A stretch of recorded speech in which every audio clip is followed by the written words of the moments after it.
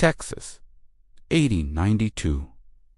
The air here tastes like dirt, not just dust. It tastes like rust, like dried blood on cuticles. It tastes like the metallic temps of hopelessness. The sun doesn't shine in Atlanta, Texas.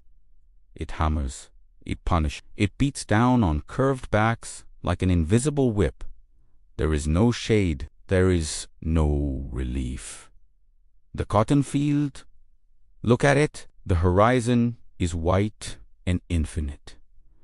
Monotonous for a black child in the segregated South. The world ends at the farm's barbed wire fence. The universe is just this, heat and harvest. Bessie Coleman. 6 years old, she is small for her age. But her hands are old, calloused, rough, bleeding. She pulls the cotton boll. The plant's thorn slices the thin skin of her fingers. It stings. Salty sweat runs down and burns the wound. Does she cry? No. Tears are a waste of water in the desert. Tears don't fill the sack. She stops for a second, wipes her forehead with a dirty forearm. She looks up. The sky's blue, violent in its blueness. And there it is, a hawk. Free, gliding on thermal currents. No boss, no chains, no whites, only signs, no debt. Bessie feels an envy that burns hotter than the midday sun. Not envy of the bird's beauty, envy of the altitude. One day,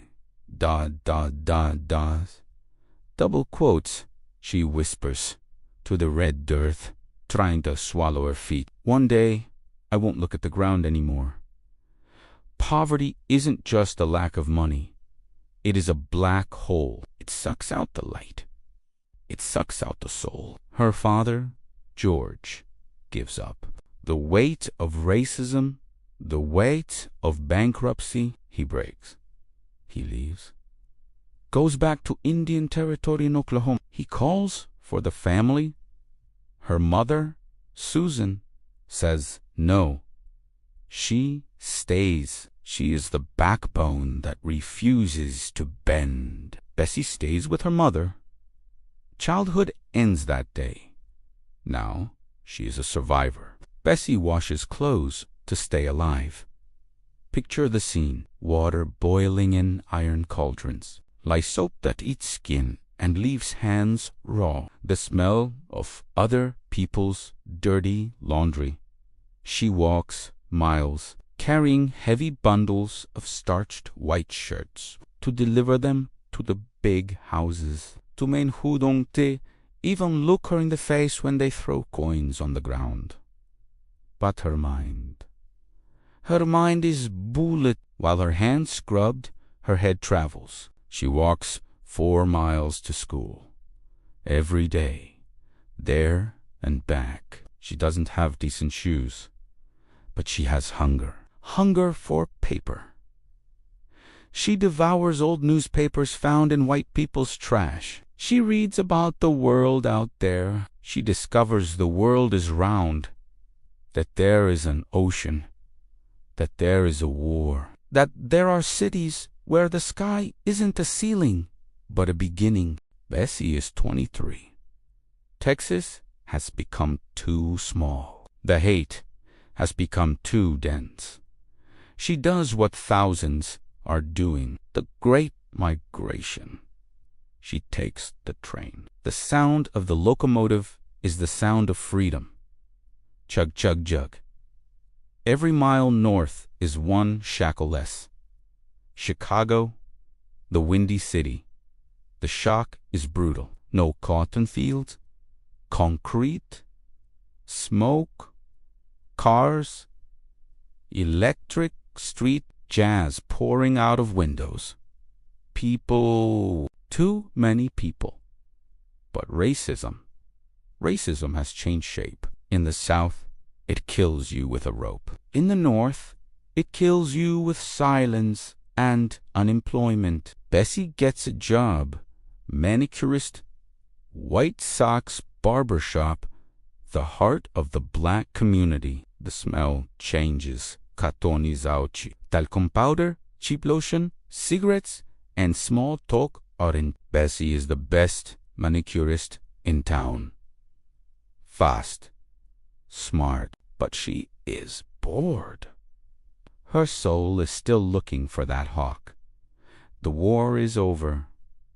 The soldiers return. They bring medals and trauma.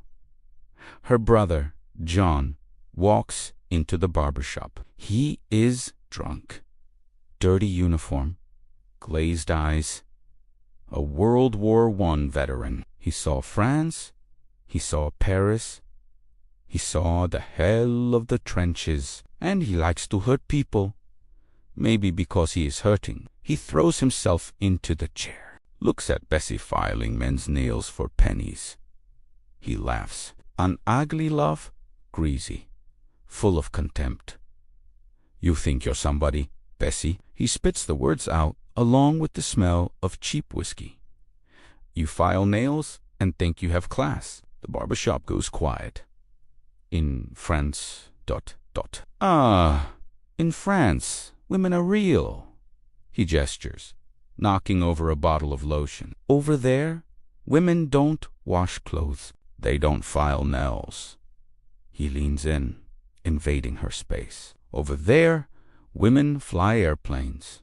Bessie freezes, file in hand. Airplanes. John laughs louder, cruel. Yes, metal birds. But you, look at you.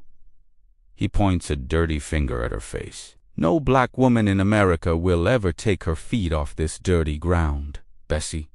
Never. Not in 1,000 years. You were born for the dirt. The silence in the barber shop is absolute. The razor stops on a customer's neck. The ceiling fan spins. Twop, twop, twop. It is the only sound. Bessie doesn't lower her head. She doesn't cry. Remember, tears are a waste. She feels a heat in her chest. It isn't shame. It is a nuclear furnace lighting up. Anger, when compressed, turns into diamond. She lets go of the customer's hand. Her eyes meet her brother's. Cold, fixed, terrifying. Is that what you think, John? She smiles, not a smile of joy. A predator's smile. Then watch me. That insult didn't break her. It liberated her. Hate is an excellent fuel when hope runs out. John thought he was burying his sister. He didn't know she was a seed. If anyone has ever told you that you weren't capable, if anyone has laughed at your dream at the dinner table, ... do not answer with words. Silence is the answer of the weak. Success is the answer of the strong. Answer with results. Smash the like button. Now, if you are a part of the team that turns doubt into rocket fuel. Bessie walks out of the barber shop that day with an obsession. She has a mission to fly. But one thing isn't having in 1920 America. Aviation School 1. She knocks on the door. The director opens it. He sees a woman. He sees dark skin. He laughs before she even speaks. Door in the face. Aviation School 2. She tries to argue. I have money. I saved up. The instructor looks at her with disgust. We don't train washerwomen. Airplanes are a white man's thing. No. Aviation School 3. You'll dirty the cockpit? No. She travels to other cities, tries smaller schools. The answer is a unison choir of rejection. America says, you do not belong to the sky. The sky is ours. Stay on the ground. Go back to the kitchen. Bessie goes home at night. She looks at the map. All doors are locked. All windows are barred. She could give up. It would be logical. It would be safe. But pioneers don't seek safety. They seek the impossible. She seeks out Robert Abbott, the godfather, owner of the Chicago Defender, the most important newspaper in Black America. Abbott is a visionary. He welcomes Bessie into his office. He sees the madness in her eyes, but he sees something else. He sees the headline. "Bessie," he says, his voice deep and tired, "here you are forbidden. America will never give you wings. They would rather burn the planes than let you up in them." Bessie's heart skips a beat, but he continues. "But there is a place. France. France. In France, the color of your skin doesn't weigh as much as your money. They respect art. They respect audacity." He leans over the desk. "But there is a price. You need to learn the language, and you need to pay for the trip. It is expensive, and it is dangerous." Bessie doesn't think. She doesn't calculate the risk. She executes. "I'll go." The marathon begins. Bessie works double shifts. Day, manicurist at the barbershop. Night, manager of a chili parlor. Late night student. She enrolls in a lingua cursat polizia. She walks the streets of Chicago, whispering strange verbs. Vivoli, I will fly. Discipiloci, I am a pilot. She sleeps 4 hours a night. Her eyes burn with exhaustion. Her body aches from standing. Her hands ache from working. But every dollar saved in the glass jar is 1 mile less between her and the dream. November 1920. Bessie boards the ship Imperator. New York Harbor falls behind. The Statue of Liberty falls behind an irony, since liberty wasn't for her. Goodbye, Jim Crow. Goodbye, segregation. The Atlantic Ocean in winter is a gray monster. The ship rocks violently. Bessie gets sick, seasick, cold, but she is on the deck, looking east. She isn't running away. She is hunting. She lands in France, takes a train to La Crotoy, northern France, Coudron School of Aviation. The place is legendary. The mud is cold. The wind cuts to the bone, and the plains, my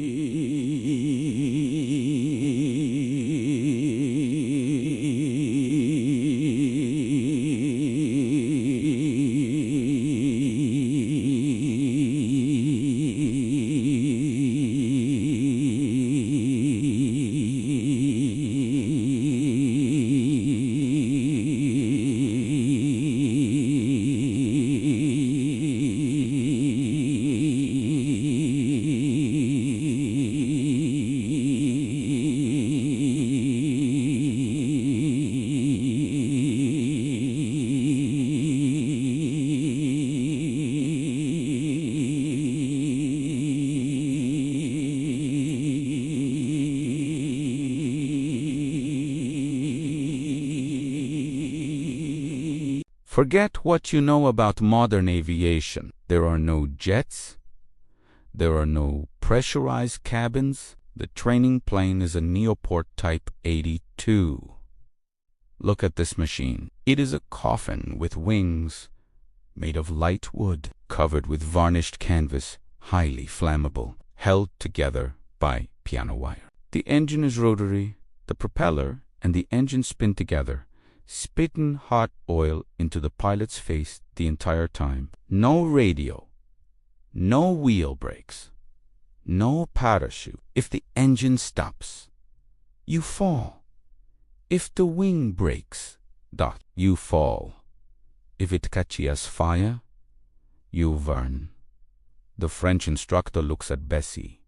He is tough, a war veteran. He has seen many men die in these machines. He doesn't care if she is black. He cares if she has guts. Mademoiselle, he says in fast French, if you make a mistake, you die. The machine does not forgive. Gravity does not negotiate. Simple as that. Bessie climbs onto the wing, slides into the cramped cockpit. They smell castor oil, gasoline, varnish, fear. She puts on the goggles. The mechanic spins the propeller by hand. Contact. The engine coughs, explodes into life. The noise is deafening. The plane shakes like a wild animal trying to break free. Bessie pushes the throttle. The plane races across the grass. Bumps, mud flying, and then magic. The bumping stops. The ground falls away. Houses turn into toys. Trees turn into moss. For the first time in 29 years, no one is looking down on her. She is above everything. Above racism, above poverty, above the brother who laughed, above the laws of men. Up there are only the laws of physics. And physics doesn't see color. But the training is brutal. Bessie needs to learn to land with the engine off, needs to learn to recover from a death spin. One day, during class, she sees a classmate, a young student, lose control. The plane stalls, nosedives, hits the field 500 yards from her. The explosion is dull. An orange bowl of fire consumes the wood and canvas in seconds. Screams. Then silence. Bessie sees the charred body being pulled from the wreckage. The smell of burning flesh permeates the air. The smell of death. The instructor looks at her. Do you want to quit, mademoiselle? The train to Paris leaves in an hour. Bessie wipes the oil from her face. Her heart is beating in her throat, but her voice is steady. No. When do we take off again? This isn't just courage, it is destiny. She turns fear into focus. June 15th, 1921.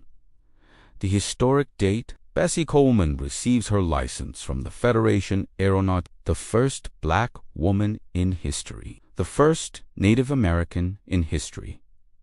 The whole world said it was impossible. They said her brain was smaller, that she didn't have the capacity. She held the impossible in her hands, bent it in half, and made it fly. September 1921, New York. The press goes wild. She doesn't return as the manicurist from the barber shop. She returns as Queen Bess. The Quink. She walks off the ship like a movie star. Knee-length leather coat, lace-up military boots, officer's cap, eagle eyes. Her posture says, I won. The black newspapers treat her like a goddess. The white newspapers are forced to acknowledge defeat. But fame doesn't fill a belly, and fame doesn't pay for a plane. Bessie wants to open an aviation school for black people. She needs money. A lot of money. The only way to make money flying in those days. Barnstorming, the air circus, suicidal stunts for crowds thirsty for danger. She travels across the U.S. The shows are insane. She does Cuban 8s. She does loops dangerously close to the ground. She cuts the engine in midair, lets the plane fall in silence, and restarts at yards from death. The crowd screams. Women faint. Men hold their breath. She walks on the wings of the plane in flight. No harness, just balance and nerves of steel. But the real enemy is still there. It isn't gravity. It is racism. Texas, her homeland. A huge air show is organized in her honor. The stadium is packed. Bessie walks to the pilot's entrance, and she sees it. America's open wound. 2 entrances for the public. One wide, clean entrance with a hand-painted sign. Whites. Another entrance on the side, narrow, dirty, colored. The fence dividing the bleachers. Bessie's blood runs cold, not from fear, from fury. The same fury from the barber shop. She stops. She calls the event manager, a white man, fat, sweating, in a light suit under the Texas sun. He chews on a damp cigar. What's the problem, Bessie? The money is the same. Doesn't matter who pays. He smiles, cynical. Bessie crosses her arms. The show is cancelled. The manager laughs. Are you crazy? We have 5,000 people out there. Tickets are sold. Bessie steps close to him. Small, powerful. You heard me. As long as there are 2 doors for my people, my plane does not leave the hangar. I will not fly for a divided audience. The manager turns red. Veins bulge in his neck. He screams. He threatens to sue. You will never fly in this state again. He threatens to call the police. Bessie doesn't blink. She simply turns to leave. Try flying the plane yourself. The silence lasts an eternal minute. The manager looks at the crowd, looks at the money, looks at Bessie. Money speaks louder than prejudice. He caves, grumbling. He orders his men to tear down the signs. He orders the gates opened. For the first time in the history of that stadium, blacks and whites enter through the same gate, sit in the same bleachers, shoulder to shoulder, to see a black woman touch the clouds. That day, Bessie's most dangerous maneuver wasn't in the air.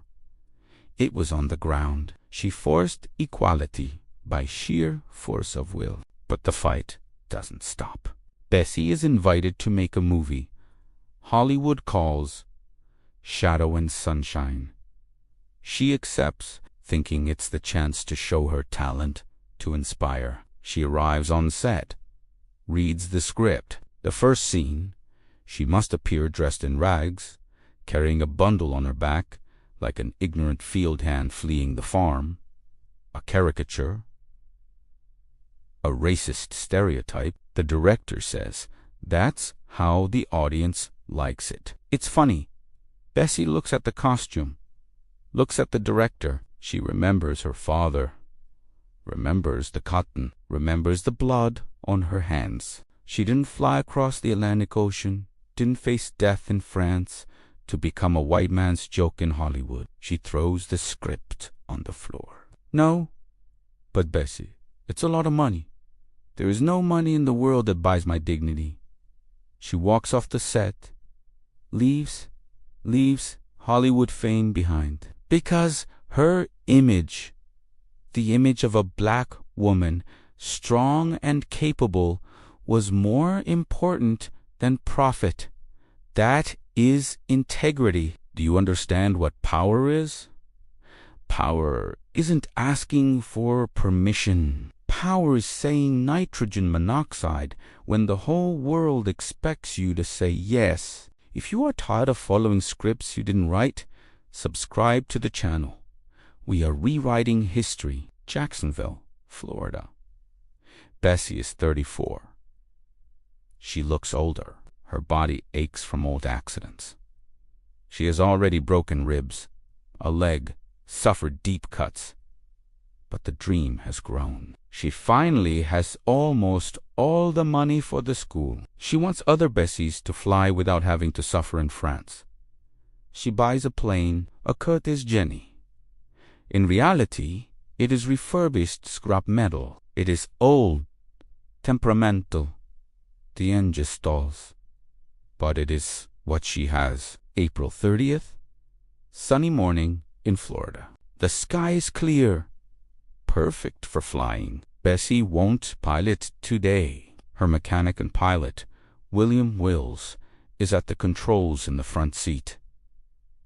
Bessie is in the back seat. They need to test the plane, and she needs to see the terrain down below. Tomorrow, she will perform a parachute jump to attract crowds. She needs to choose the exact landing spot. Bessie climbs into the plane. She is happy. She waves two friends on the ground, but she does something that would seal her fate. She doesn't put on her seatbelt. Why? Because she is too short. The sides of the cockpit are high. To see the ground below, to lean out and analyze the terrain, the belt gets in the way. She leaves the belt unbuckled over confidence. Maybe, or just the need to see better. The plane takes off. The engine roars. Climbs 1,000 feet,